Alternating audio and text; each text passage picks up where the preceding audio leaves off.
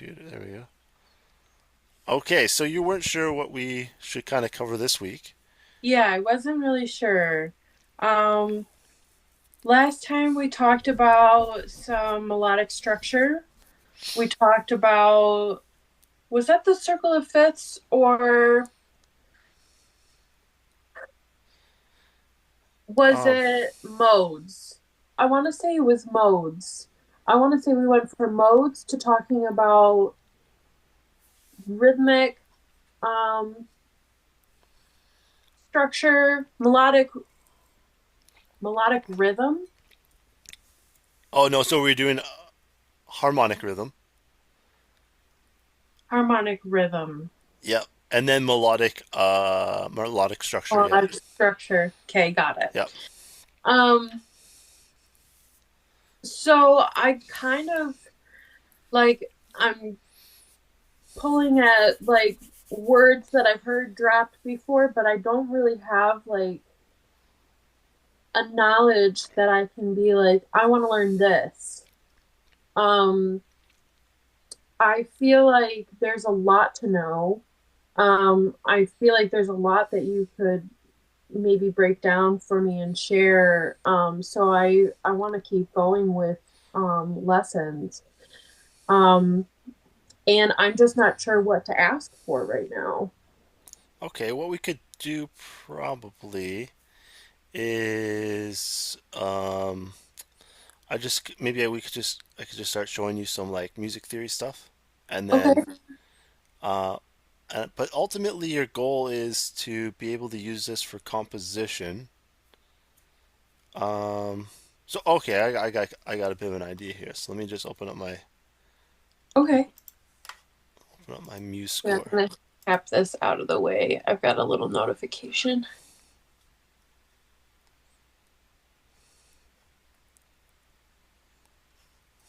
and we'll open with a. Usually people when they compose, they'll compose for a grand staff, which is just basically piano.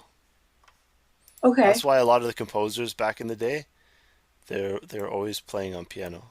Like you'd be like, like you got Beethoven and Mozart and stuff like that. And I would always think like, I'd be like, why don't some of them do guitar or something?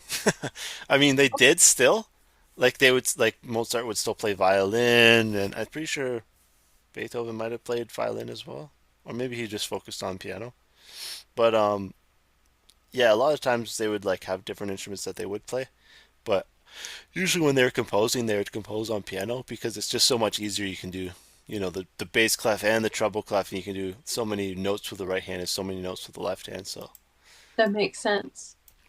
usually what they would do with the right hand, left hand is the right hand would play at least two notes. Let's just say we've got E and we'll go with G, and then let me just double check with my keyboard here. Yeah, and then let's say they did like an E down here. So we'll throw in an E, this one here, and then B here. So they would basically have two notes. It doesn't always have to be like this, but this is kind of like the format that my composition teacher used to teach me, which Okay. is basically um, you what you have is soprano, alto, tenor, and bass, and Okay. then this can be for a choir. You have soprano, tenor, alto, bass. But it can also be for a string quartet because this could be like first violin, second violin, and then viola and cello. Or this could be like when people usually talk about string quartets and stuff like that, that's what they're talking about. It's basically a soprano, alto, tenor, bass, but for violin. Or like a woodwind quartet or something, right? And that's what Okay. they mean is they're just basically composing for that soprano, alto, tenor, bass pattern essentially. Um, Now, a cool thing about um, composing within like this program, let's say, is then you can compose something interesting and then export it with into a MIDI and then import it into your probably into your GarageBand. That would be cool. Yeah, and then you can get really complex things, you know, that you can compose and stuff like that. You kind of compose it here with these sounds. These sounds, the sounds that they have here are usually like they're MIDI sounding. Like they're usually just made for like giving you an idea for what it sounds like, but not necessarily for like, you know, creating an actual production. Yeah. So it's kind of cool where you send it out into the other program, and then you can use like I don't know, electronic piano and stuff like that, or whatever, you know, whatever sounds you kind of want Yeah. to use. Whatever synths are available in GarageBand. hmm Now, some people, what they'll do is they will compose. What I like to do is I like to compose for the soprano first, and that basically is just what is your melody, right? La Okay. la la la la la la la la la la or something, right? Let's just say Yeah. that's what the represented with the yellow line there. And then what I like to do after that is I like to compose bass the bass part because we're kind of doing the two opposite sides. And so what I like to do is I create a melody in the bass side. So I listen to the soprano melody, and based off of that, I kind of hum or sing like a little melody underneath it, boom, boom, boom, boom, boom, or something, whatever, right? Yeah. But the thing is, I like to kind of, if this one's going up, I like it's called contrary motion. So I like to have the melody on the bass clef kind of do the opposite of what it's doing with the treble clef. So it has like this contrary motion to it. Yeah, Yeah. kind I've of. heard that before. That sounds good when it happens. I like that. hmm And then when you do this, when you create this here, now you have what's called polyphony. Polyphony is basically poly, meaning many, and phony, meaning fake people. No, it's basically like phone, um, as in like tones. So Okay. basically, it's like saying polytones or polymelody, like many melodies, but it's like many phonics or something. You know what I mean? It's like Yeah. polyphonics. Uh, Polyphony is what it's called. yep, polyphony. Yep, exactly. And you have Polyphony. other ones too, like you have another one which is so you've got monophonic. Monophonic is would be like where you don't have any of them. It would just be one, right? Kind of like Monopoly. Which is funny because the game Monopoly, when I started to understand these words, I was like, oh, Monopoly is just basically mono and poly. Poly meaning many and mono meaning one. So it's like one of many. That's why it's like, yeah, Oh. yeah.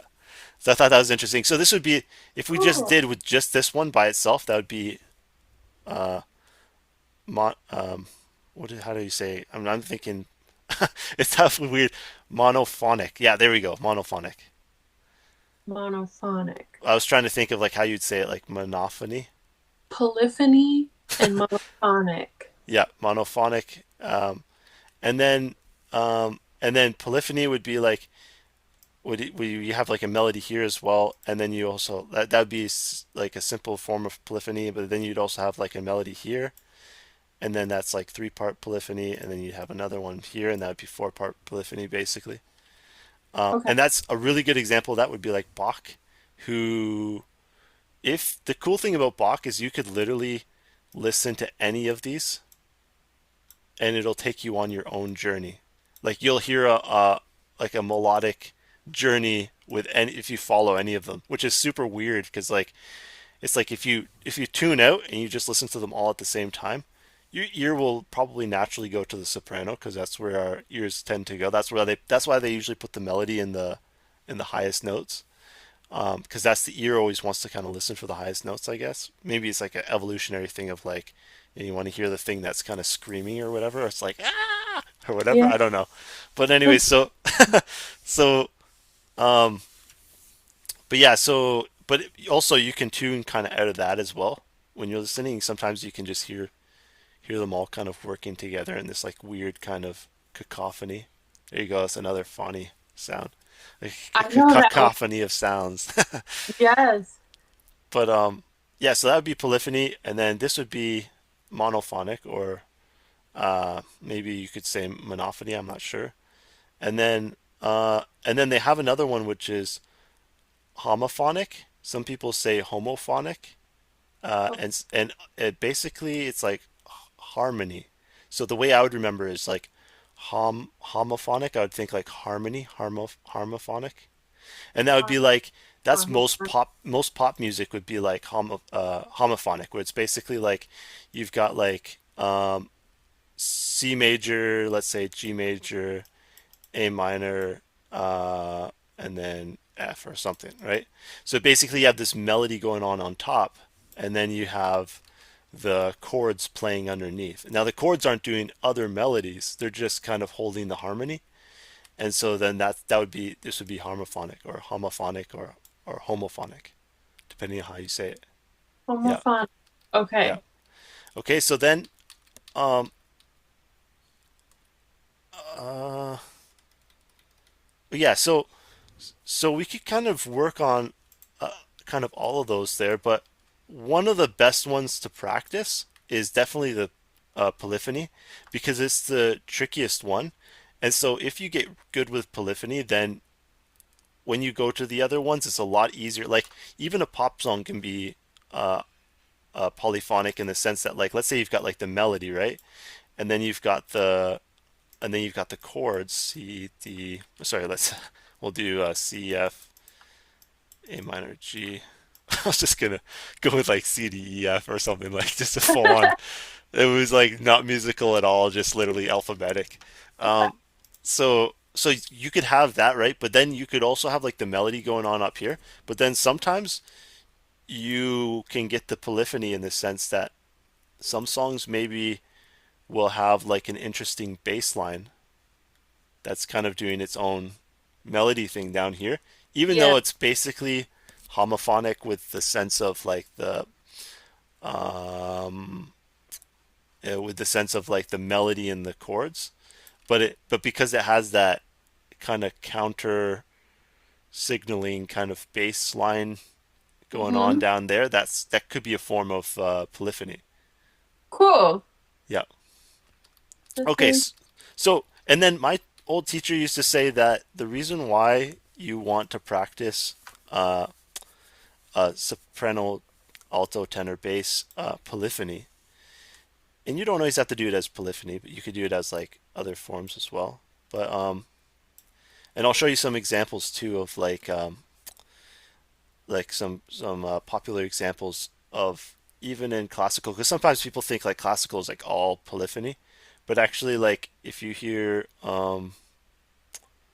sometimes some like I think it was Vivaldi, but sometimes he'd be like dun dun dun dun dun dun dun dun dun with like these ones here dun dun dun dun dun dun dun dun dun dun dun dun dun dun dun dun yeah. dun dun dun dun dun dun dun dun dun dun dun dun dun dun, and then the top one is going dun or something like that. Well, this one is just kind of chugging along. That would be a form of homophonic because it would be essentially the bottom ones would be holding the chords, but they're holding the chords in the sense of like each instrument is playing one note in that chord, Interesting. whereas the top one is kind of jumping around and the other ones are just kind of holding it down. Okay. Um, so yeah, a good example of that would be like definitely Baroque era, like probably Vivaldi or something. Um, and you've probably heard a good example of that would probably be, I think it's Spring by Vivaldi. Um, I'd have to double check that to be sure, but a lot of people will play it. Um, like There's a you, lot of pieces that I've heard that I don't know the names of. actually, So, let me see if I can send. I'll send it to you because okay. this is like a popular one that you'll hear a lot of people like. I usually hear a lot of people like, when they're busking or something, and they're like, "Oh, do What's you know how to play Vivaldi, Spring by Vivaldi?" Uh, Vivaldi, what's and busking? oh, busking is when you just kind of go out to the public and you just set up your instrument and just kind of play.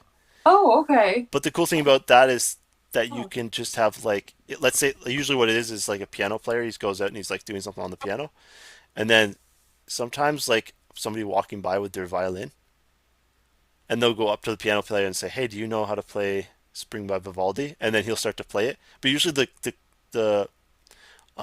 piano part is holding down the harmonic structure, and okay. it's also doing a bit of like the melody with the right hand. But then the violin is doing the and all that Okay. stuff.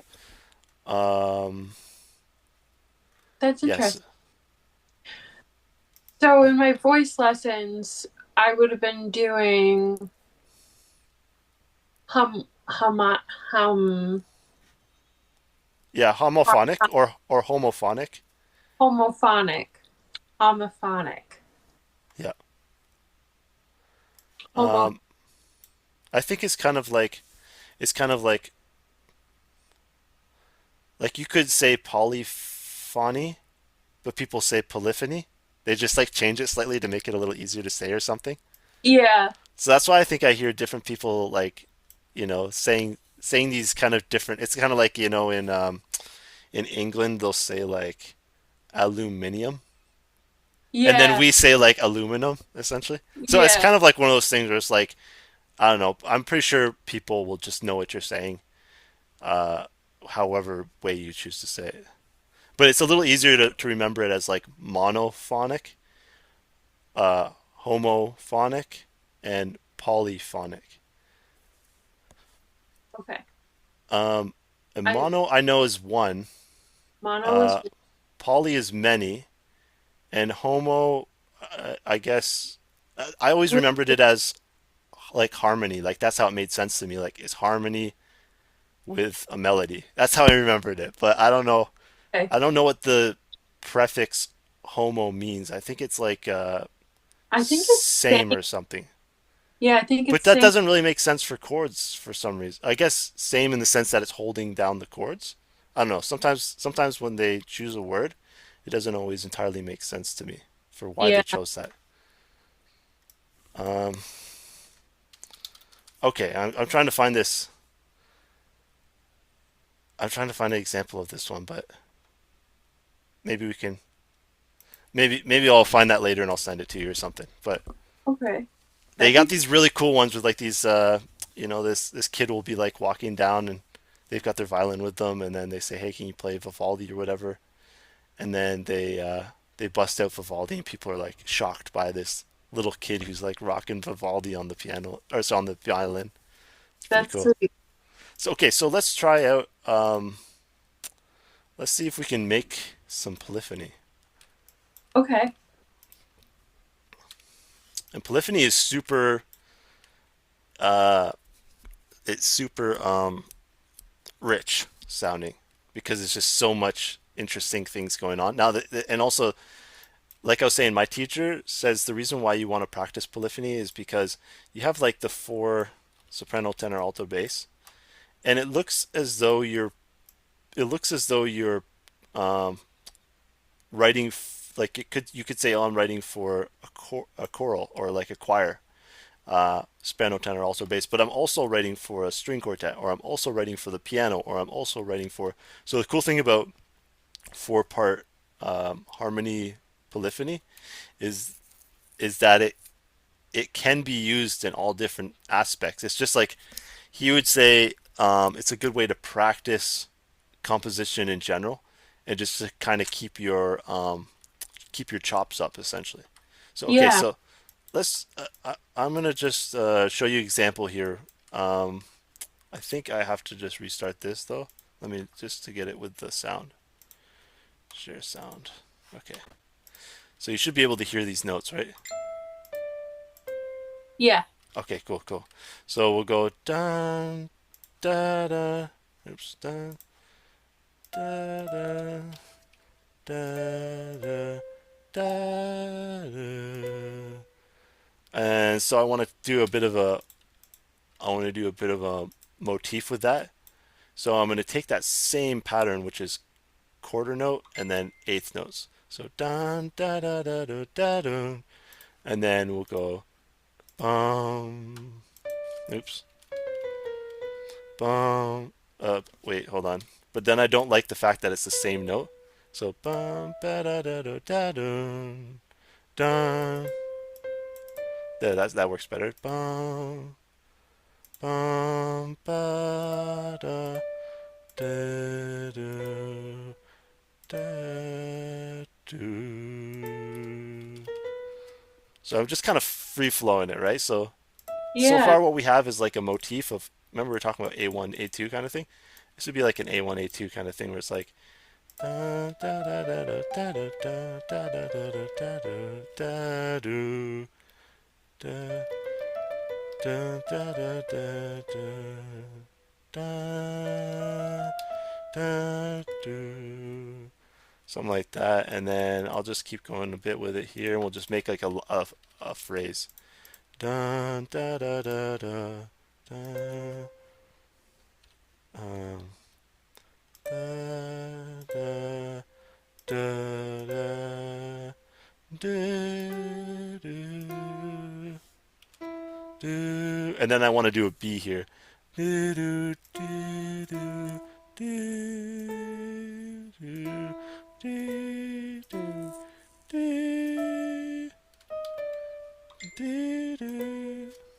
Because that could be a nice little line. So essentially, we have a A1, A2, A3, B pattern. And so that full melodic structure will be da da.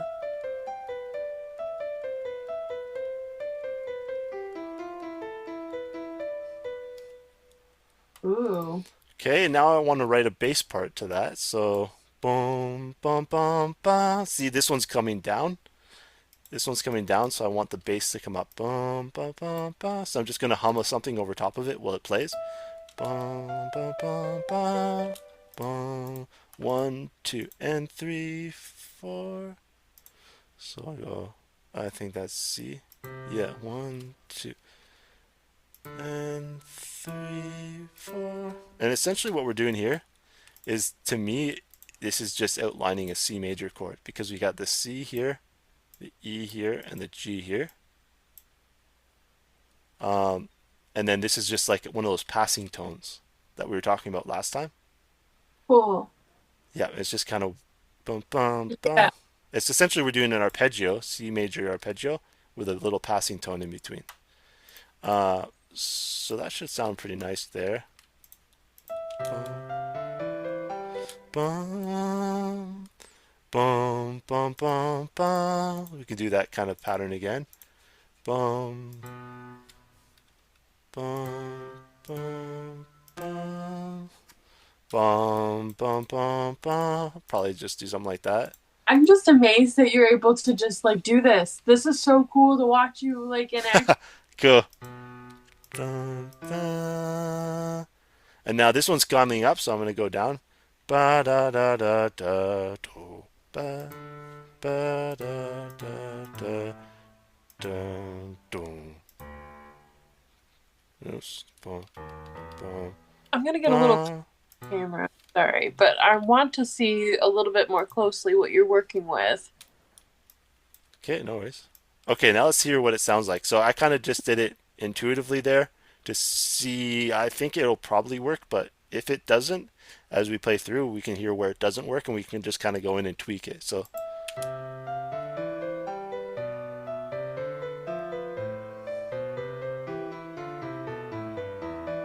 ba Wow. ba da da da dun dun. I kind of want to do bum bum. We'll try that.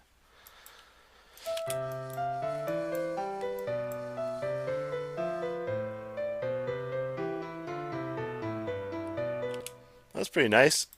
Okay, so now, That's and cool. I'm making this really complex because I'm a big fan of like Baroque style, and Baroque is like, the whole thing about Baroque is it's all about like this super opulent, you know,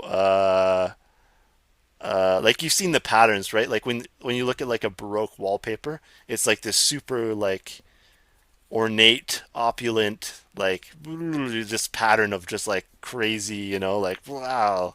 Yeah. And so it's just that that's partly why where the but you don't have to do it super complex like that. Like you can, it can be nice to like break things down into like uh, simpler forms. I'm just because I'm a big fan of Baroque, that's kind of just immediately where I'm going to, and because I'm just trying to make this kind of on the fly, I'm just going to what I'm comfortable with. So, That's and so I'm cool. noticing that this note here sounds a bit weird with these notes here, which makes sense because essentially that's an F and that's an E.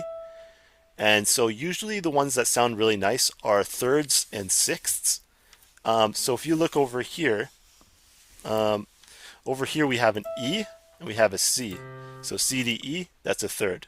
And that's why that sounds really nice together. Da, they play those together like essentially it sounds like that. Da. So we hear that. And then this is an E here. But this one is like a non-chord because a non-chord tone. Because if we think of this as this whole section here, because we said before this is basically outlined with a C major chord, C, E, G, which is the 1-3-5. And then we have a non-chord tone here, which is the D, which is the 2. Actually, I'll make that in a different color here. We'll do D like that. Now this works here because this was an E. This is an E, which is also a chord tone. And so this is the third between the two.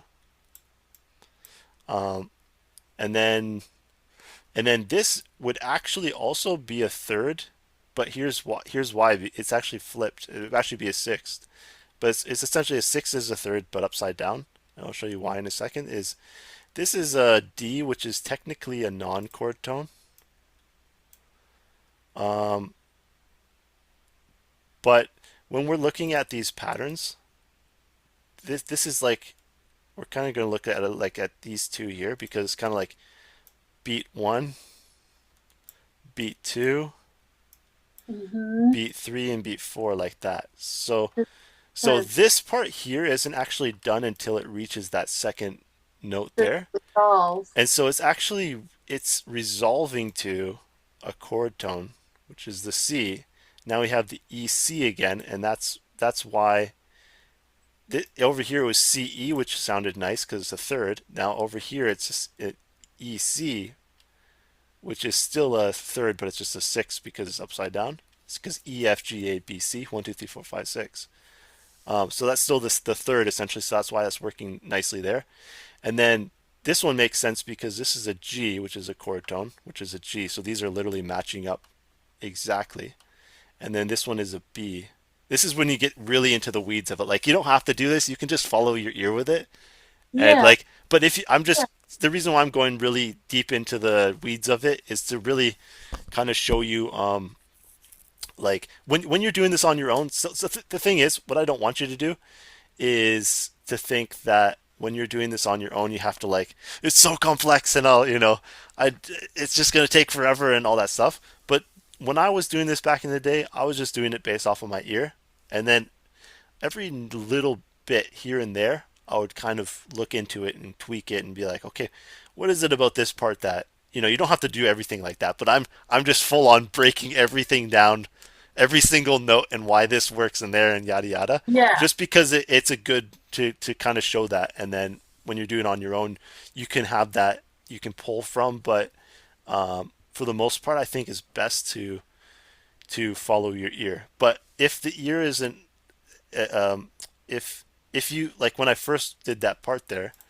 when I was following my ear on the second part here with this E and F, or when I created this little pattern here, Yeah. um, I when I played it back, it sounded weird with this E and F here, um, and so then I could use the theory to guide why is that sounding weird and what can I do about it potentially to make it sound better, essentially.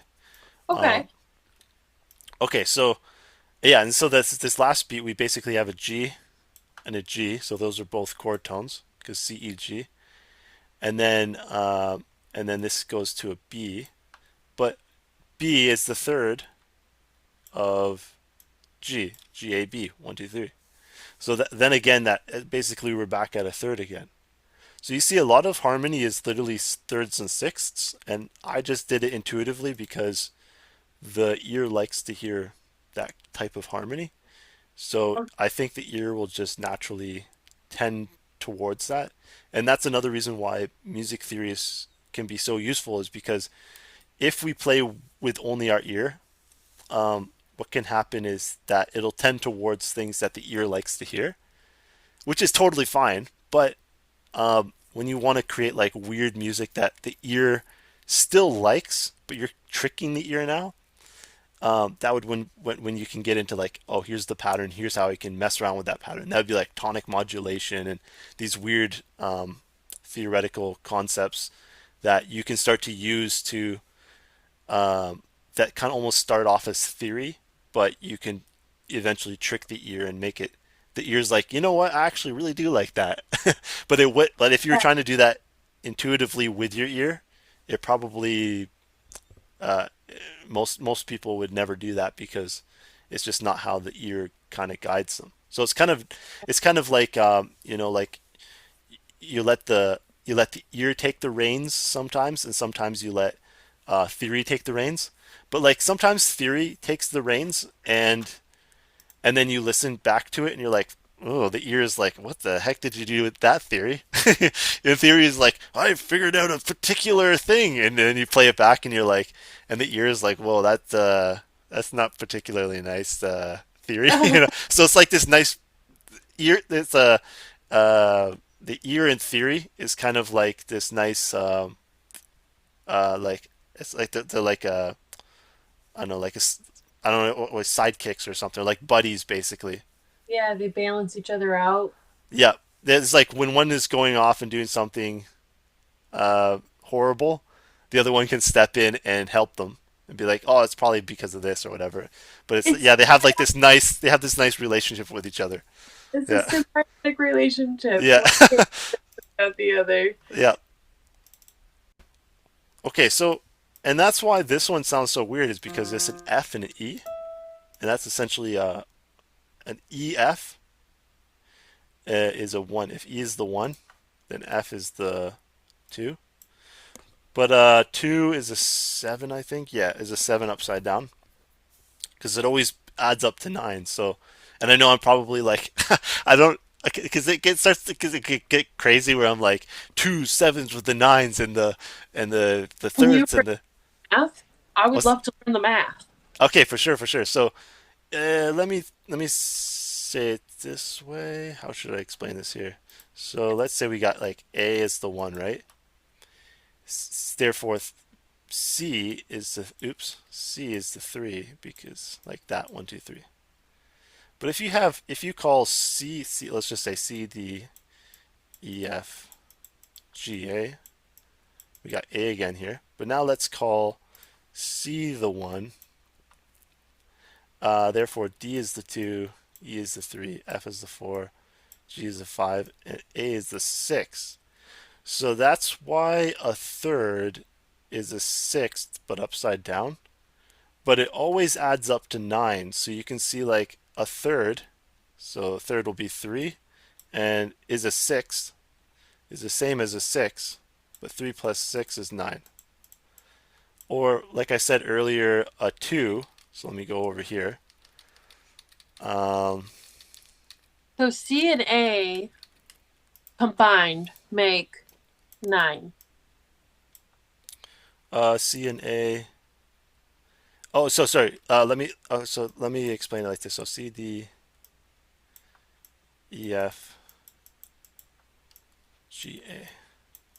Okay, so A to C is a third. One, two, three. But that's if we call A the one. So instead, let's call C the one. So say C is the one. So that's what I'm going to represent with blue up here. One. Therefore, if C is the one, then A is the six. Oh, okay. But I got it's basically the same thing. It's just flipped now. But if you take three and oops, let me take if you take three and plus it with six, then you're going to get nine. So so let me drive that home that point home a bit more. with this idea. So if we're doing like seconds, B is the second of A. But Okay. if we call B the 1, then 3, 4, 5, 6, 7. Then A is the 7 because it's again now we're going from B to A, whereas before we were going from A to B, which is a 2. Now we're going from B to A, which is a 7, and 7 plus 2 is 9. Okay. So if you ever want to know what the opposite is, you always just add it up to 9. So for instance, if we do like a fourth, so we'll say so if we're going from A to D, that's a 4. But now we want to go from D to A. So what would that be? So basically what you can say, well, it has to add up to 9. So we already have 4, so we go 4, 5, 6, 7, 8, 9. And you go, oh, it's a fifth. Okay. And so you could say like uh so you could say like 1, 2, 3, 4, 5, like that. And now we're still going from D to A, but backwards DA, whereas this one's AD. Um, and because we have a 5 here and we have 4 here, it's going to be 9. And that happens with all of them. And actually, this is actually really useful for understanding how they talk about. Um, uh, I can't remember the name they give them, but they have like different names that they. Hold on, let me just open up this pattern here. Um, but you'll see these things in music theory where they talk about like. Have you ever heard of like tonics and like supertonics and mediants and dominant and subdominant and stuff like that? Doesn't ring a bell.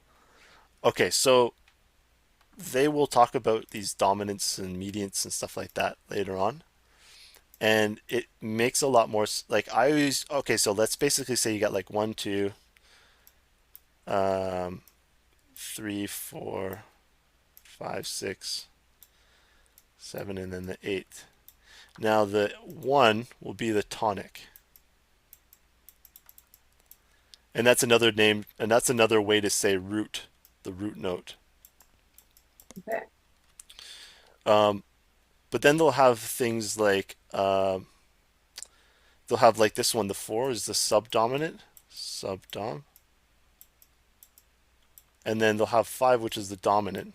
And that makes sense to me because it was like, okay, well the five is higher, I guess. So then four is one lower than that, so that means it's sub, as in like submarine. So it's lower than the dominant, right? But then they Yeah. would have this one over here, which always baffled me, which was they have three, which is the mediant, mediant. I think that's how they spell it.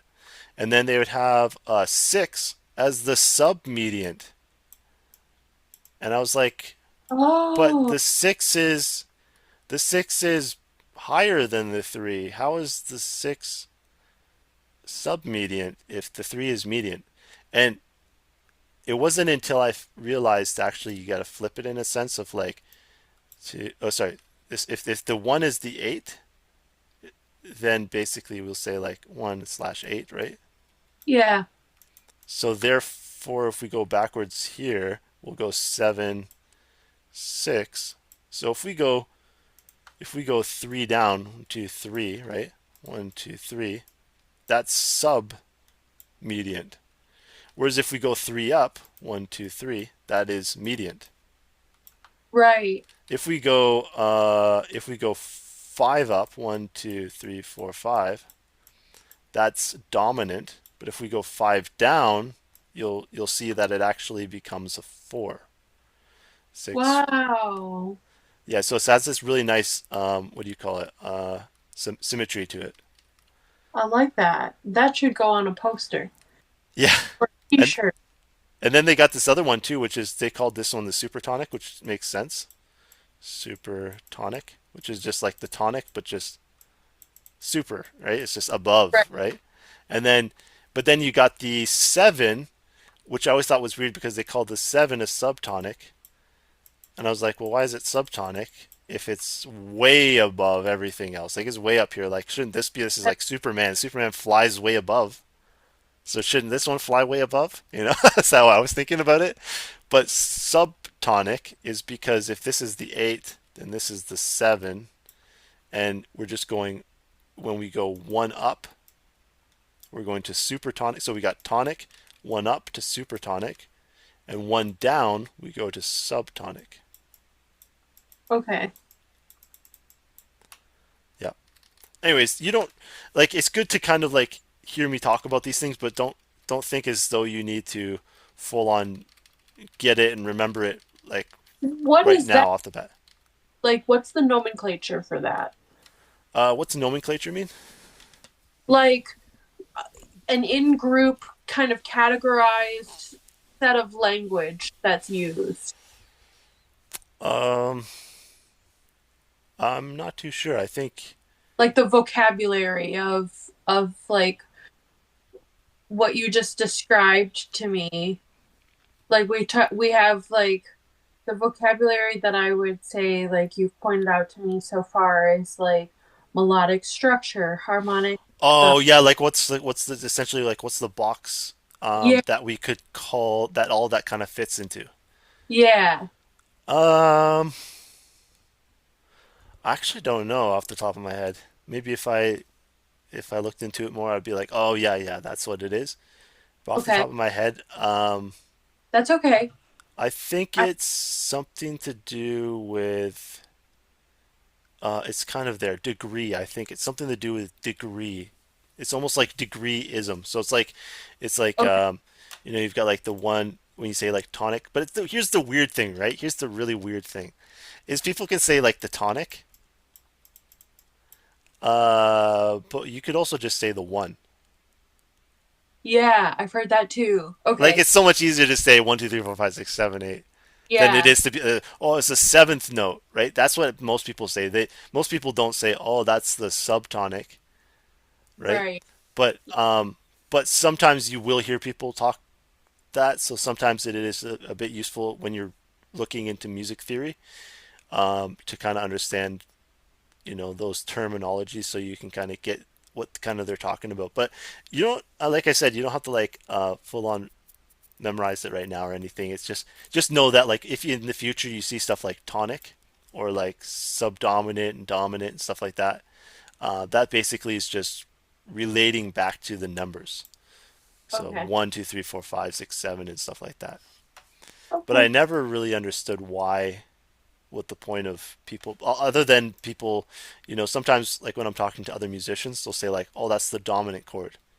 But another musician might just say that's the five chord. So, but the useful thing about that, I guess, is that in different key signatures, like if you're in A minor, um, the dominant, like I still think in terms of dominant because dominant has a certain connotation to it in the sense of like what the dominant chord does within the key signature. It's kind of like it has this different thing going on. Like I think we talked about seven chords last one of the last lessons, where most of the seven chords have like this nice airy feeling to them. Okay. But when you do the dominant seven, it has this kind of really grounded feeling to it. So it's like the dominant is almost I would say that's the one that a lot of people will use when they talk about when they use those terminology Okay. is they'll usually say oh the dominant because the dominant is kind of like its own categorization which when you say the dominant people kind of know you mean oh it's got that more earthy kind of thing as opposed to like you know like a major seven chord or something Okay.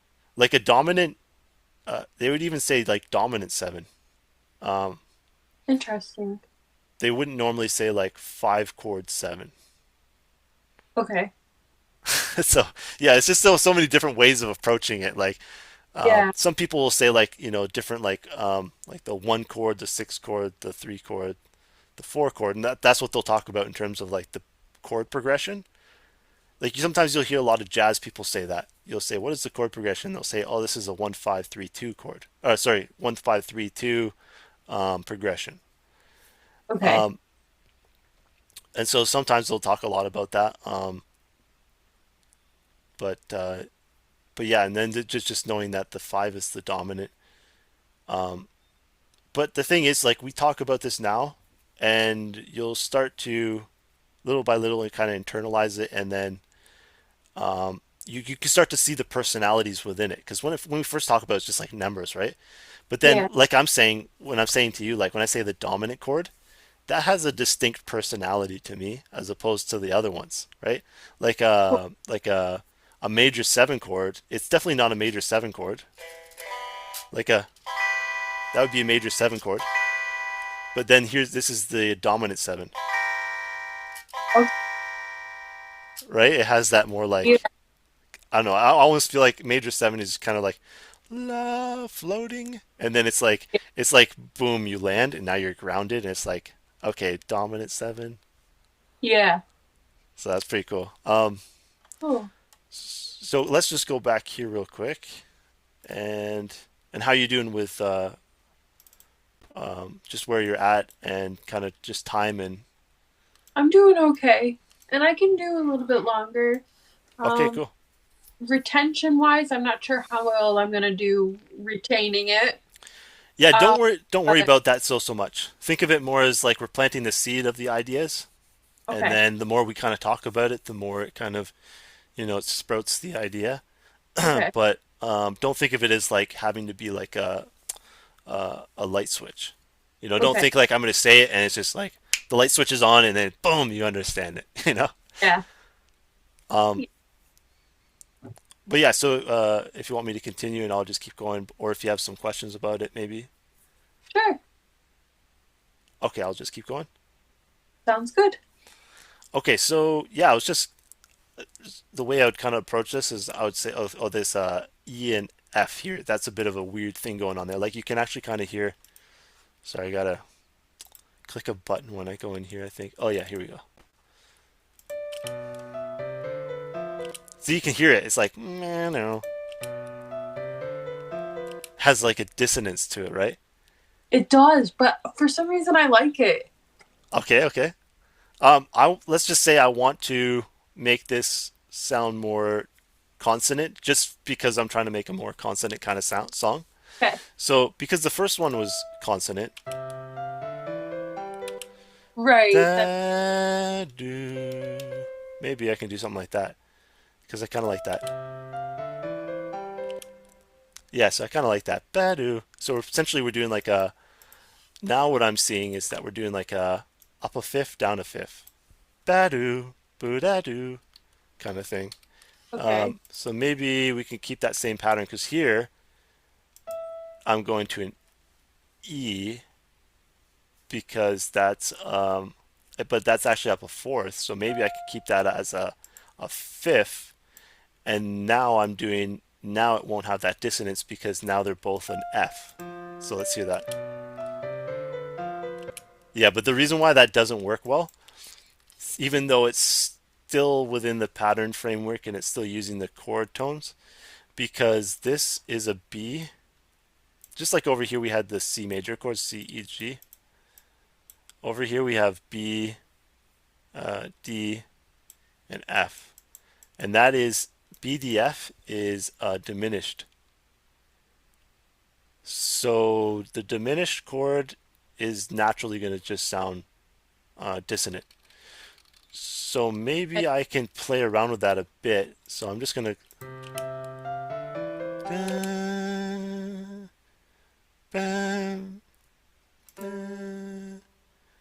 And I don't want to go on a B here. I want to maybe go to a G, G. Now this is so the first way I was doing it, it was the ear, but then the theory is like, oh, that's kind of weird ear.